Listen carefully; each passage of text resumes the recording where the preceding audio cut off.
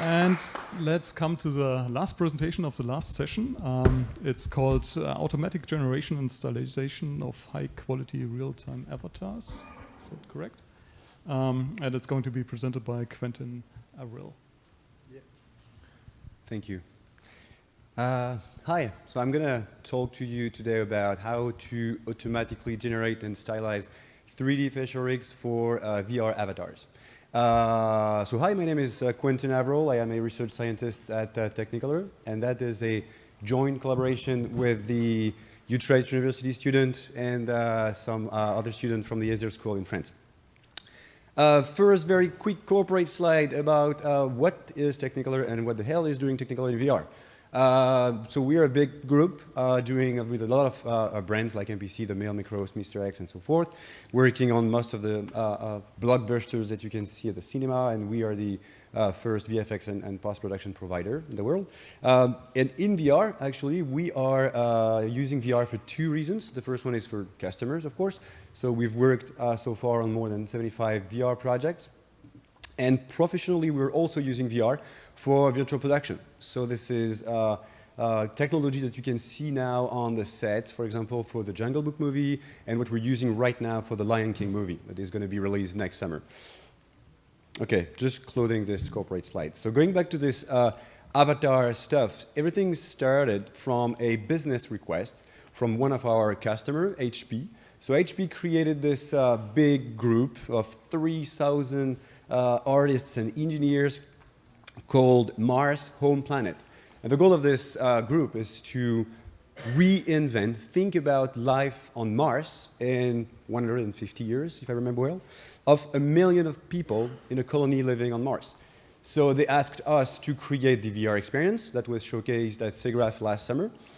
And so this is the VR experience you can see, so you're living on Mars and everything. So a year ago, my boss came to us and say, you know what?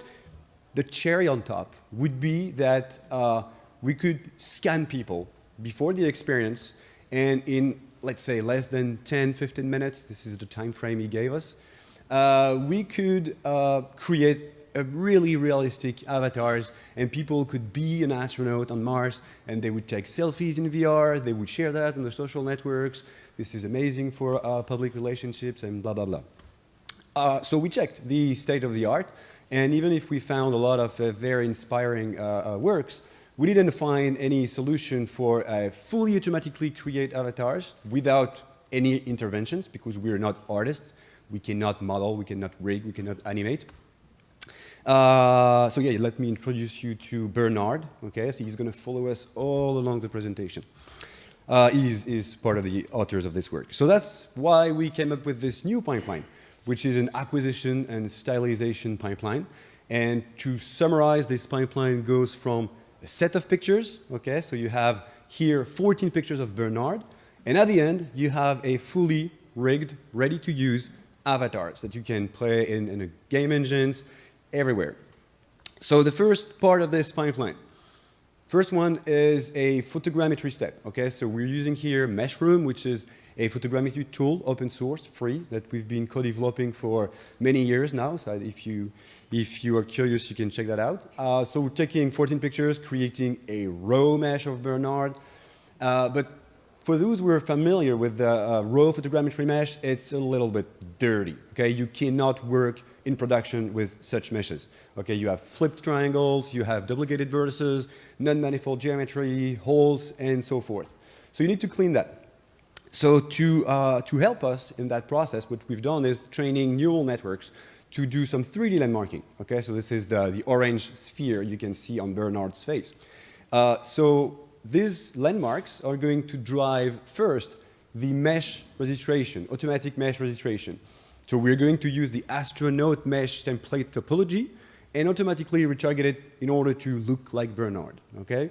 The other step that these landmarks are going to be useful for is to get the iris color. Okay? So we know where the eyes are. We're going to crop the image. We're going to filter the image to get rid of the pupil and the sclera, so the black and white of the eye, in order to get the average color of the iris to create the avatar. And finally, we're also going to rigidly aligned the internal parts of the face, meaning all of the extra geometry, the mouth bag with the jaws, the teeth, the tongue, but the nostrils, the eye globes, and also sometimes the ear canals. Everything is rigidly aligned. This is the blue part you can see in the internal of Bernard. It sounds weird. Second part of the pipeline is more dedicated to animation. So we need this face to be alive. Okay, so first step is we're going to transfer automatically more than 100 of blend shapes. So if you're not familiar with the blend shape world, you can see that as a vertices displacement, okay, in space and time, in order to recreate facial expressions. It's based on the muscular map of your face. Here we have more than 100 of blend shapes. And then we're going to create the two textures, the one of your eye and the one, not of your eye, Bernard's eyes, and the one of his face. We're going to bind to gather all of those information into Maya. This is the API of Maya we're using in order to stitch this face onto the astronaut and to rig it, so to put a skeleton inside, do the skinning and everything. And then we are exporting an FBX file, and you can load that in Unreal and Unity. So that was for the business part, okay? That was delivered to HP, they were happy with that and everything. But now, as research scientists, we came up with a new question, saying, what if tomorrow customers are asking us to do exactly the same pipeline, but for non-human characters? Let's say they want to do now a alien experience, or a gnome, ogre, troll, or whatever, but non-human. This pipeline couldn't work, okay, because it strongly relies on the human face. So this is where we came up with this new add-on in the pipeline of stylizing characters. So we are going to use exactly the same set of landmarks in order to extract your Bernard's facial characteristics. These characteristics are the characteristics that make you, you. Okay, so this is the distance between your eyes, length of your nose, distances between the corners of your lips, and so forth. We're also going to extract the style of your facial texture, sorry, in order to stylize a non-human characters to create a Bernard gnome or Bernard troll or whatever. So these are the results of the first part of the pipeline. So generating realistic avatars fully rigged. And I've just realized a few minutes ago that I didn't put any dynamic results. So if you want to check, please check the videos in the proceedings or online. You'll see living avatars. Now I'm going to stay on this stylization part. Some additional motivations we had were, for example, on the left part, regarding the geometry. We all remember this movie, 2009, James Cameron, Avatar. And when this actress, Sigourney Weaver, when she turns into a Navi, you can still recognize her. Okay, so the facial characteristics are preserved. Okay, she has a little bit the chin forward, the bottom teeth are forward, sharp jaw lines. So that was, of course, done manually by the artist at Weta Digital. They did a really, really cool job. But what about doing that automatically? And same thing on the right for the texture. We can see now the huge boom of deep learning in style transfer. Okay, you have content image, style image, and you can inject one into the other. So what about going crazy in UV texture and 3D characters in VR? So for the geometric style transfer, what we proposed is to compute those distances between the user's scanned face and a neutral human face, okay, an average human face. So the second face you see here is the make human average human face, which is claimed to be an average of the human face. So we're measuring the distance between your face and this average one, weighting it and injecting those particularities of your face into the non-human character. So here it's to illustrate the concept. It's a real result, but it's maybe not the best result. But you can see at the end that the shapes of the eyes have changed, the size of the lips have changed. So face has been adapted. For the style transfer, so regarding the texture, we propose to use two things. The first one is to use semantic mask, which is based and relied on the work of Champendar and al. And it's why do we use and why do we need semantic? Is to avoid and to prevent wrong matches. For those who have worked with style transfer networks, you can see that sometimes you have very strange matching. So meaning that in our case, we had, for example, the eyes matching the nostril. okay, because they have exactly the same shapes.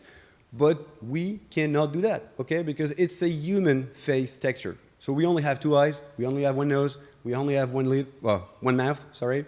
So we cannot go completely crazy. So the semantic mask is driving, for example, the style transfer network to say you can only transfer the style on the similar area. And the other part is so if you're familiar with deep learning, you might know that it's a huge optimization problem, so you need to have a cost function to minimize. And in our case, using the Champendar function was not enough because it was mixing the 2 textures. It was not exactly what we wanted to do. So this new cost function that is in the paper prevent to have this naive mix, and is going to compute what is your facial, textural style. Okay, so do you have facial hair? Do you have wrinkles, spots, everything? So this is going to compute the relative style of your face. So these are some results. Okay, so you can see on the left column, this is the scanned users or some CG characters, and the 5 other columns are the stylized characters. The most noticeable one is the bluish character, which is probably a zombie or whatever. And on this character, you can really see that all these faces have really changed according to the users that we've scanned. So in order to evaluate how good we did this really preliminary pilot study. And I insist on that because it should be, I would say, stronger, because we only have like 12 participants. So they were not expecting CG or face recognition. And what we asked them was to find which face was stylized using the user's face and the template face among 9 other faces. They had to find it using only the geometry, so only the geometry was stylized, or only the texture, so no modification on the geometry, or both. Unsurprisingly, the combo geometry plus texture, which is dark blue, is given the best results, which is not surprising. But you can see that results are not really good. So what we can see here is that we noticed that some faces were easier to recognize than some other faces. So this could be a really interesting future work, is what makes your face easier to recognize than someone else, or more difficult to recognize than someone else.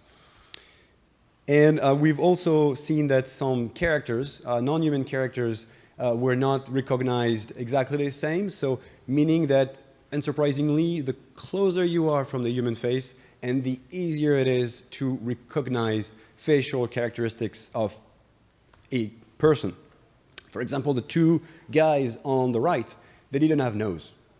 So if you don't have nose, in this case, it was really difficult to recognize specificities, facial characteristics in this case. And conclusion in future work, so we've presented a very first fully automatic pipeline to create high quality facial rigs for VR. And actually we rocked the objective because it was done in less than 7 minutes, and the objective was less than 15 minutes. From our customer, and proposed a new style transfer for facial meshes, so on the geometry, the mesh, and the texture. And we've proposed also and presented this preliminary pilot study on humanoid and non-humanoid faces. And for future work, so we've just set up this really new cool toy that we really want to work with. So we plan now to work on the full body, also capture hair and maybe skin shaders, and evaluate what is the impact on the style weights, so how close you are from the human face and the template mesh. And yeah, thank you very much.